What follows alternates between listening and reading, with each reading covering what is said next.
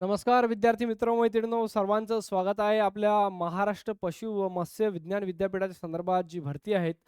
तर त्या संदर्भात आपण जी सिरीज चालवलेली आहे त्या सिरीजचा समोरचा टॉपिक घेतोय. आज आपल्याला एकूण 25 प्रश्न घ्यायचे आहेत जे मराठी व्याकरण आणि सामान्य यांचे असतील. मी विनंती करेल सर्वांना व्हिडिओला शेवटपर्यंत पहा. पहिला प्रश्न आहे, विटी दांडू या सामासिक शब्दाचा समास तुम्हाला सांगायचा आहे. तर समासाचे एकूण 4 प्रकार आपल्याला माहिती आहे आणि त्याच्यामध्ये संहार द्वंद्व समास, इतरेतर द्वंद्व, मध्यम पदलोपी आणि वैकल्पिक. आता याच्यामध्ये क्लिअर आपल्याला काही गोष्टी समजून घ्याव्या लागेल. वैकल्पिक म्हणजेच काय? 2 पैकी ज्यावेळेस एकला पसंती असते त्यावेळेस वैकल्पिक असते. म्हणजे तू चहा घेणार की कॉफी? म्हणजे तू 2 पैकी एकच घेणार आहे. तर चहा घेणार आहे किंवा कॉफी घेणार आहे. 2 पैकी एकला पसंती देणार आहे. त्याला वैकल्पिक अथवा किंवा वा या गोष्टीने दर्शवल्या जाते. आता समास ओळखण्यासाठी एक गोष्ट महत्त्वाची म्हणजे आपल्याला त्या गोष्टीची फोड करता येणं गरजेचं आहे. आता विटी दांडू हा शब्द दिलेला आहे, तर आपण याची फोड कशी करू? विटी आणि दांडू. ज्यावेळेस आपण समास ओळखताना फोड ह्या चुकीच्या पद्धतीनं करतो, त्यावेळेस आपला प्रश्न चुकतोय. विटी दांडू, विटी अथवा दांडू जर कधी आपण केला, तर त्याला आपण म्हणतो माझ्याकडे वैकल्पिक. पण ही चुकीच्या पद्धत नाही. आता वैकल्पिक आणि इतर या 2 गोष्टीमध्ये कन्फ्युजन टाळण्यासाठी मी जे सांगतो त्याच्यावर लक्ष ठेवा. वैकल्पिकमध्ये 2 पैकी एकला पसंती दर्शवल्या जाते आणि इतरमध्ये 2 पैकी एकला पसंती दर्शवल्या न जात असून दोन्ही पद तितकेच महत्त्वाची असतात. म्हणजेच काय? इतरमध्ये म्हटलं मी आई, बाबा. आई आणि बाबा दोन्ही गोष्टीला महत्त्वाच्या. आई किंवा बाबा आपण असं म्हणू शकत नाही, दोन्ही गोष्टी सोबत घ्यावं लागेल आपल्याला. इथं कसं चहा किंवा कॉफी 2 पैकी एक घेतलं आपलं चालून जाईल. बरोबर नाही का? तर समाहार द्वंद्व समासामध्ये त्याचबरोबर त्याच सारखे इतर पदार्थ त्यामध्ये समाविष्ट होतात. एक्झाम्पल ऑफ मी म्हटलं भाजीपाला. भाजीपाल्यामध्ये आलू आलं, कोबी आलं, सांबार आलं, जे काही असेल ते. तर याच्यामध्ये त्याच सारख्या म्हणजे जसं आपण वेणी-फणी महिलांना माहिती आहे ते ट्यूब लावणं, मेकअप, त्याच्यानंतर servicing, finishing, washing, dressing, greasing नाही का? त्याचबरोबर मध्यम पदलोपी समासामध्ये माझ्या मित्रांनो मध्यम पदलोपी समासामध्ये त्यामध्ये खाण्याचे पदार्थ आणि नात्याचे संबंध येत असतात. त्यामुळे या प्रश्नाचं उत्तर काय होईल? विटी दांडू या सामासिक शब्दाला विटी आणि दांडू या शब्दाचं उत्तर होईल इतरेतर द्वंद्व समास. इतरेतर द्वंद्व समास. खालीलपैकी शुद्ध धातू साधित शब्द तुम्हाला सांगायचा आहे. धातूपासून बनलेला धातू साधित शब्द. शुद्ध धातू साधित शब्द. ओके. येऊन, जाऊन, ठेवून आणि गाऊन. तर या प्रश्नाचं उत्तर काय होईल माझ्याबरोबर? ठेवून हा शुद्ध धातू साधित शब्द होईल. ओके. डन. पुढचा होईल खालील पर्यायातील स्त्रीलिंगी शब्द तुम्हाला सांगायचा. पुल्लिंगी, स्त्रीलिंगी. आता ज्यावेळेस तो या शब्दात दर्शवतो त्यावेळेस पुल्लिंगी, स्त्री, नपुंसकलिंगी, स्त्री ती आणि नपुंसकलिंगी काय असेल ते. आता ते मूल म्हटलं आपण तर नपुंसकलिंगी. ती चूल म्हटलं तर या प्रश्नाचं उत्तर ती चूल स्त्रीलिंगी. ते फूल म्हटलं तर नपुंसकलिंगी आणि माझे मित्रांनो तो पूल म्हटलं तर काय पुल्लिंगी. हे या प्रश्नाचं उत्तर 4. तिला मी ताई म्हणतो या वाक्यातील उद्देश विभाग तुम्हाला सांगायचा आहे. तिला मी ताई म्हणतो.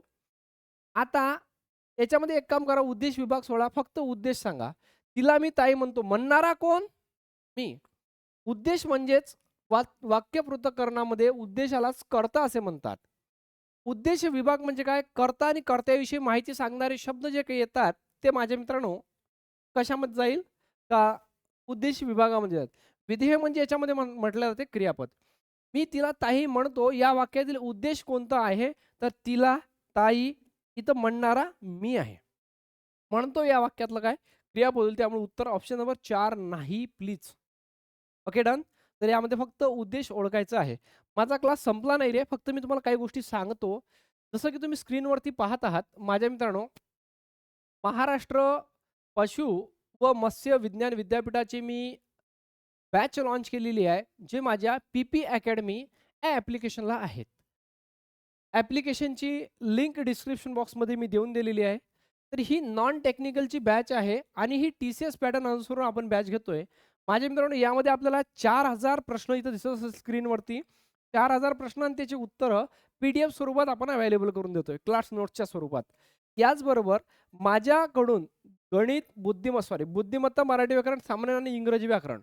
इंग्रजी व्याकरण शिकवायला दुसरे सर आहेत. बुद्धिमत्ता सुद्धा भरपूर व्हिडिओ दुसऱ्या सरांनी घेतलेले आहेत आणि मी सुद्धा याच्यामध्ये सध्या स्थितीत तुम्ही जिथं पाहताय आता क्लास मी व्हिडिओ रेकॉर्ड करतोय. त्यामध्ये 107 व्हिडिओ मी 107 कंटेंट अवेलेबल केलेले आहेत. या कंटेंटमध्ये जर का तुम्ही एकंदरीत विचार करसाल माझ्या मित्रांनो, तर मी फक्त ही बॅच ज्यावेळेस लॉन्च केली त्यावेळेस म्हटलं फक्त पी-डी-एफ द्यायचा. पण मला असं वाटलं सर्व पोरं आपलेच आहेत. तर मग मी ठरवलं म्हटलं आपल्याकडून जेवढं शिकून होईल एक्झामपर्यंत तेवढं मी शिकवेल. सध्या स्थितीमध्ये बुद्धिमत्तेचे मी 16 क्लास याच्यामध्ये घेतलेले आहेत पाहता-पाहता. याच्यानंतर माझे म्हणून मी मराठी व्याकरणाचे सुद्धा 16 व्हिडिओ लेक्चर्स आहेत. इथं पाहू शकता 16 फाइल्स 16 लेक्चर्स. सामान्य ज्ञानच्या 14 फाइल्स अवेलेबल आहेत. 7 व्हिडिओ अवेलेबल करून दिलेले आहेत क्लासचे. इंग्रजी व्याकरणाचे मी 28 व्हिडिओ आणि 10 फाइल्स अवेलेबल करून दिलेले आहेत.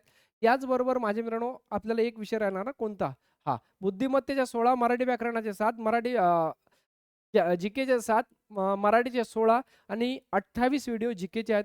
साधारणतः 67-65 प्लस व्हिडिओ मी इथं सध्या स्थितीमध्ये अवेलेबल करून दिलेले आहेत आणि ते ₹399 क्लास नोट्स प्लस हे जे व्हिडिओ लेक्चरची सीरीज आहे, हे तुम्हाला व्हिडिओ डिजिटल बोर्डचे शिकवणीचे लेक्चर्स आहेत. तुम्हाला अवेलेबल आहेत. तुम्ही बॅचला जॉइन करू शकता. जसे-जसे कंटेंट वाढेल, माझ्या मित्रांनो प्राईस वाढेल कारण ₹399 जी मी प्राईस ठेवली होती, ती प्राईस होती फक्त पी-डी-एफ स्वरूपात आपले जे प्रश्न आहेत त्याची. पण याच्यामध्ये मी साधारणतः आता पाऊणशे लेक्चर घेतलेले आहेत आणि लेक्चर हे साधारण 200 प्लस जाणार आहेत. मी विनंती करेल पटापट तुम्ही याला जॉइन करा. कारण की याची ऑफर प्राईस मी बंद करणार आहे कारण की ती मला परवडणार नाही आहे. ओके. तिला मी ताई म्हणतो कारण मी जे शिक्षक बोलवले त्यांना सुद्धा तेवढे रुपये द्यायचे आहेत जेवढे या बॅचमधून अर्निंग होणार नाही. ओके. पुढे डन. खालील शब्दातील क्रियाविशेषण तुम्हाला सांगायचं. क्रियाविशेषण म्हणजेच काय? क्रियाबद्दल विशेष माहिती सांगणारा शब्द क्रियाविशेषण असतो. ओके. क्रियाविशेषणाला अनुसरून तर काही नाही. एक काम करा, स्त्रीलिंगी शब्द तुम्हाला सांगायचा. स्त्रीलिंगी शब्द ओळखायचा आहे. तो नेता पुल्लिंगी, ती माता स्त्रीलिंगी होईल, तो भ्राता पुल्लिंगी आणि तो पिता पुल्लिंगी होईल. खालील शब्दातील क्रियाविशेषण तुम्हाला अव्यय ओळखायचा आहे. क्रियाविशेषण अव्यय, क्रियाबद्दल विशेष माहिती सांगणारा शब्द. आता इथे हा स्थलवाचक क्रियाविशेषण अव्यय आहे. स्थलवाचक साठी शब्दयोगी अव्यय आहे. परंतु नाम आहेत. 10 हे संख्या विशेषण आहे. पुढे चल तुम्ही. काल्पनिक वस्तूची किंवा त्यांच्या गुणांची नावे असतात त्यांना आपण काय म्हणतात? म्हणजे मी म्हटलं पहा एक प्रकारे काल्पनिक वस्तूची किंवा त्यांच्या गुणांची नावे असतात त्यांना आपण काय म्हणतात? नामे, सर्वनामे, विशेषणे की क्रियापदे? काय होईल माझ्या मित्रांनो या प्रश्नाचं उत्तर? तर या प्रश्नाचं उत्तर होईल नामे. वास्तविक पाहता काल्पनिक वस्तूची किंवा त्यांच्या गुणाची नावं असते. मी म्हटलं तो हुशार आहे. ते एक विशेषण झालं. त्याचबरोबर मी म्हटलं ती काल्पनिक आहे. म्हणजेच मी म्हटलं सौंदर्य. ज्या गोष्टीला हात लावता येत नाही, स्पर्श करता येत नाही त्याला आपण काल्पनिक म्हणतो. बरोबर नाही का? स्वर्ग. तर आपण पाहिला काय? हात लावता येते का? स्पर्श करता येते का? मग ते भावाचक नाव असेल. भावाचक नाव म्हणजेच काय? ते नामाचा प्रकार आहे. नामाचे एकूण 3 प्रकार आहेत. ओके. सामान्य नाम, विशेष नाम, भाववाचक नाम. सामान्य नामाचे परत 2 प्रकार आहे. पदार्थवाचक आणि समूहवाचक. सन्मती या समासिक शब्दाचा संधी विग्रह करायचा आपल्याला. विसर्ग संधी, व्यंजन संधी, स्वर संधी. आता संधीचे 3च प्रकार आहेत. तत अधिक मती, सन्मती. तत अधिक मती. आता जिथं त येतो, त हा व्यंजन संधीमध्ये येईल. सन्मती हा व्यंजन संधीचा. विसर्ग संधीमध्ये विसर्ग येतात आणि स्वर संधीमध्ये दोन्ही स्वर. पहिल्या शब्दातील शेवटचा वर्ण, दुसऱ्या शब्दातील पहिला वर्ण एकत्र येत असतो. यानंतर नेक्स्ट मुखावाटे निघणाऱ्या मूलध्वनींना आपण काय म्हणतो? वर्ण असे म्हणतो. आणि अक्षर एकत्र येऊन त्याच्यापासून जो बनतो तर शब्द असतो. ज्याचा पाय लंगडा करून लिहिला जातो तो व्यंजन असतो आणि ज्याचा उच्चार नाकावाटे होतो द, त्र, न, न, म हे अनुनासिक असतात. 5 अनुनासिक आहेत. खालीपैकी कोणती नदी दक्षिण वाहिनी आहेत? माझ्या मित्रांनो ती नदी दक्षिण साईडला वाहते. नदी कोणती पश्चिम साईडला वाहते, कोणती नदी पूर्व साईडला सुद्धा वाहते. ओके. तर दक्षिण वाहिनी नदी खालच्या साईडनं वाहणारी नदी नर्मदा नदी ही भारतातली सर्वात जास्त पश्चिम दिशेनं वाहणारी आणि महाराष्ट्रातली सर्वात कमी पश्चिम दिशेनं वाहणारी नदी आहे. तापी नदी ही पश्चिम दिशेनं वाहणारी नदी आहे. पैनगंगा नदी आणि वैनगंगा नदी. आता उत्तर उरलं माझे मित्रांनो पैनगंगा. पैनगंगा नदी ही दक्षिण दिशेनं वाहणारी आहे आणि कोळशाच्या थांबा 1 मिनिट वैनगंगा नदी करा. वैनगंगा नदी आणि कोळशासाठी खूप जास्त प्रसिद्ध आहे.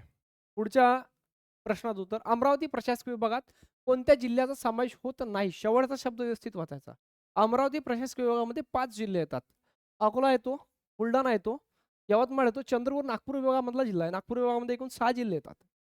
साक्षरतेच्या बाबतीत अति मागासलेला जिल्हा कोणता? सिंधुदुर्ग, मुंबई शहर, नंदुरबार आणि सोलापूर. लक्षात ठेवा. मुंबई शहराला भरपूर साक्षरता आहेत. याच्यामध्ये सिंधुदुर्गला सुद्धा आहेत. नंदुरबार असेल काय या प्रश्नाचं उत्तर असायला पाहिजे? नंदुरबार. पुढचा प्रश्न. अयोग्य जोडी तुम्हाला उत्तरेला महाराष्ट्राच्या मध्य प्रदेश आहे, बरोबर आहे. दक्षिणेला गोवा आहे, बरोबर आहे. पूर्वेला छत्तीसगड आहे, बरोबर आहे का रे? आग्नेयेला काय आहे? आग्नेयेला आपलं तेलंगणा आहे. त्यामुळे उत्तराचं उत्तर 3 नंबरचं होईल. ओके. पूर्वेला छत्तीसगड आहे. महाराष्ट्र आपण पाहू वरते एम-पी आहे. खाली कर्नाटक आणि गोवा आहे. इकडे अरबी समुद्र आहे. इकडे माझे मित्रांनो काय आहेत? छत्तीसगड आहेत. आता महाराष्ट्राच्या वायव्येला गुजरात आहे. यानंतर महाराष्ट्राच्या आग्नेयेला तेलंगणा आहे आणि महाराष्ट्राच्या पूर्वेस छत्तीसगड आहे, बरोबर आहे. आता आग्नेयेला ॲक्चुअलमध्ये तेलंगणा आहेच, पण ते याच्या महाराष्ट्राला लागून नाही आहे. महाराष्ट्राला त्याची आधी सीमा लागत होती 2014 पर्यंत. त्यामुळे आज उत्तर प्रश्नाचं उत्तर आंध्र प्रदेश होईल. अशुद्ध शब्द तुम्हाला उद्ध्वस्त, पोलीस, नैऋत्य, तज्ञ. आता तज्ञ हा शब्द कसा असायला पाहिजे? तज्ञ तो बरोबर आहे. आता उद्ध्वस्त हा जो शब्द आहे ना, हा चुकीचा आहे. उद्ध्वस्त. या कातर वेळी सख्या तू पाहिजे जवळी रस ओळखा. ज्यावेळेस स्त्री पुरुषांच्या प्रेम भावनेतून ज्या रसाची निर्मिती होते त्याला म्हणतात शृंगार रस. मुलांनी हात जोडले आणि प्रार्थना सुरू केली. वाक्याचा प्रकार ओळखा. ज्यावेळेस 2 वाक्य एका उभयान्वी अव्ययानं जोडल्या जाते. म्हणजे काय? मुलांनी हात जोडले हे पहिलं वाक्य झालं. प्रार्थना सुरू झाली दुसरं वाक्य झालं आणि या दोन्ही वाक्याला जोडण्याचं कंजंक्शन आहेत, ज्याला आपण इंग्लिशमध्ये कंजंक्शन, मराठीमध्ये आपण उभयान्वी अव्यय म्हणतो. त्याला संयुक्त वाक्य असे म्हणतात. केवळ वाक्यामध्ये एकच उद्देश आणि एकच विधेय असतो. जर तर जेव्हा तेव्हा हे मिश्र वाक्यामध्ये जातात. गवळी धार काढतो प्रयोग तुम्हाला सांगायचा. गवळ्याने धार काढली. आता कर्त्याला ने प्रत्यय नाही. वाक्य भूतकाळी नाही उरलं. गवळी धार काढतो. ज्यावेळेस वर्तमानकाळी वाक्य असेल त्यावेळेस माझे कर्तरी प्रयोग असतो. ज्यावेळेस वर्तमानकाळी वाक्य असते त्यावेळेस काय? कर्तरी प्रयोग असतो. कर्तरी प्रयोग. मांजराकडून ज्यावेळेस वाक्याला कडून प्रत्यय लागतो त्यावेळेला नवीन कर्मणी प्रयोग किंवा त्याला कर्मकर्तरी प्रयोग असे म्हणतात, जो इंग्लिशमधून मराठीमध्ये आलाय पॅसिव्ह वॉइस प्रमाणे. ठीक आहे, डन. ज्ञानेश्वर वारीला गेला प्रयोग तुम्हाला सांगायचा आहे. ज्ञानेश्वर वारीला गेला पूर्ण भूतकाळ. आता गेला होता त्यावेळेस पूर्ण एखादी क्रिया होऊन गेलेली आहे त्याला आपण अपूर्ण कसं म्हणू? त्याला आपण अपूर्ण बिलकुल म्हणू शकत नाही. तो मुलगा खेळत असतो. साधा वर्तमान तुम्हाला काळ करायचा आहे. ओके. साधा तो मुलगा खेळत आहे. ओके. खेळतो. खेळत असतो ही रीती वर्तमान काळात आहे. आणि साधा वर्तमान खेळेल हे भविष्यात जाईल. खेळला पूर्णमध्ये जाईल आणि खेळतो, खेळत आहे हे अपूर्णमध्ये जाईल. मला थोडंसं आणखी एकदा प्रश्न वाचून घेऊ द्या. तो मुलगा खेळत असतो वर्तमान काळ करायचा आहे. खेळत आहे हे अपूर्ण आहे. खेळतो हे साधा वर्तमान काळ होईल. साधा वर्तमान काळ सांगितलं होतं आपल्याला फक्त साधा. हां. पुढचा. अंकिता खिडकी लाव पाहू वाक्याचा प्रकार. अंकिता खिडकी लाव पाहू एक प्रकारची काय केली इथं? आज्ञा केलेली आहे आज्ञा. सीताला डोंगर चढवतो. एखादं आपण काल हे शिकलेलो आहे. सीताला डोंगर चढवतो. मी पेड बॅचमध्ये या महाराष्ट्र पशु विद्यापीठाच्या बॅचमध्ये मी काल पेड बॅचमध्ये शिकवलं क्रियापदाच्या 4थ्या भागामध्ये. सीताला डोंगर चढवतो ही शक्य क्रियापद कर्तेजांगी काहीतरी करण्याचं सामर्थ्य दर्शवते त्याला शक्य आणि प्रयोजक क्रियापद क्रिया ही दुसऱ्याकडून प्रेरित होत असते. रामाला संगीत आवडते वाक्यातील कर्ता. आवडणारे काय? रामाला संगीत आवडते. आवडणारी काय? राम नाही, आवडणारी संगीता आहे. लक्षात ठेवा. ओके. आवडणारी काय? संगीता आहे. यानंतर माझ्या मित्रांनो कोणी कोणास हसू नये सर्वनामाचा प्रकार तुम्हाला सांगायचा आहे. कोणी कोणास हसू नये. आता कोण कोणी हे अनिश्चित सर्वनामावर जातात. पुढचा प्रश्न. सज्जन या शब्दाचा संधी विग्रह तुम्हाला सांगायचा. सत अधिक जन. सत अधिक जन. तच्या समोर ज आल्या त्याचा अर्धा त त्याला ज लागतो. कोणते व्यंजन औष्ठ्य वर्गातील प फ ब ब म औष्ठ्य आहेत. प प ब ब म त नाही आहे. त थ द द न दंत्य. त्यानंतर मराठी भाषेत एकूण किती वर्ण आहेत? मूलध्वनी किती आहेत माझे ऋण? आता तर 52 झालेत. कोणत्या देशात पहिल्यांदा पुस्तक छापले गेले? तर हे चीनमध्ये छापले गेले होते. तर आपण 26 प्रश्नाला इथे थांबूया. मी विनंती करेल तुम्हाला सर्वांना समजलं असेल तुम्हाला दिलेली माहिती. आपली जी मफसूची बॅच आहे ती बॅच तुम्ही जॉइन करून घ्या. या बॅचमध्ये साधारणतः माझे मित्रांनो 16 आणि हे 16 32 32 7 39 आणि माझ्या मित्रांनो हे 28 साधारणतः आपण म्हणू शकतो 60-70 क्लास 70 जवळपास क्लास अवेलेबल करून दिलेले आहेत. होऊ शकतं तुम्ही हा व्हिडिओ पाहाल त्यावेळेस 70 प्लस क्लास झालेले असेल. सध्या ₹399 आपल्याला ही बॅच अवेलेबल आहेत. या बॅचमध्ये मी 4000 प्रश्न उत्तरासहित अवेलेबल करून दिले वेगळे आणि माझे मित्रांनो त्याचे मी क्लास घेतो वेगळे. फक्त फी ₹399 विनंती करेल सर्वांना तुम्ही जॉइन करायला विसरू नका.